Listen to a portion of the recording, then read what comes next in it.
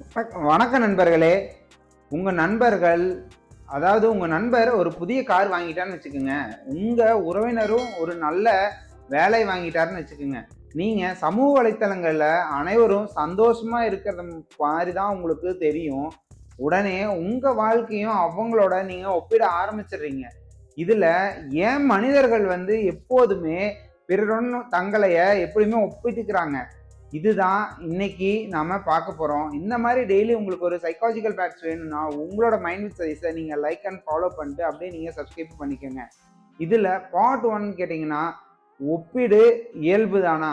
அதாவது நாம் சைக்காலஜி படி பார்த்தீங்கன்னா, இதைய சோசியல் கம்பேரிஷன்னு தியரின்னு சொல்றாங்க. நீங்க மனிதர்கள் என்ன பண்ணாங்கன்னா, தங்களோட முன்னேற்றத்தை மதிப்பிடுறதுக்கு என்ன பண்றாங்கன்னா, மற்றவங்களோட ஒப்பிட்டு பார்க்குறாங்க. இதுதான் அது நாம ஒப்பிடு இயல்புதானான்னு சொல்றாங்க.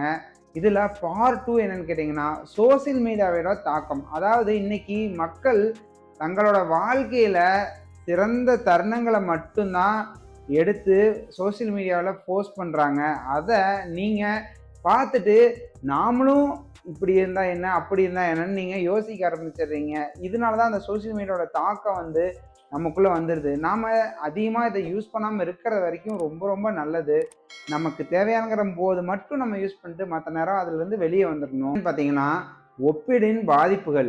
அதாவது நம்மளோட தன்னம்பிக்கை அதனால குறைஞ்சிருது.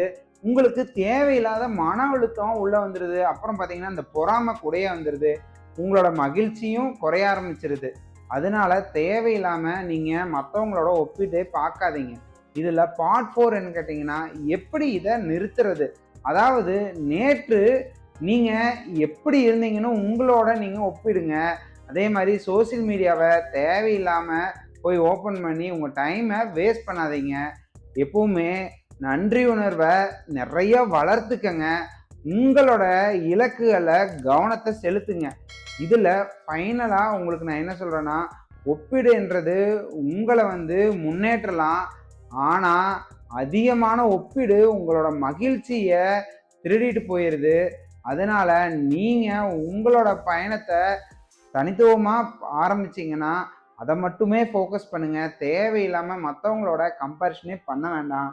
அது உங்க வாழ்க்கைய மிகுந்த உயர்ந்த தரத்துக்கும் கொண்டு போகும்.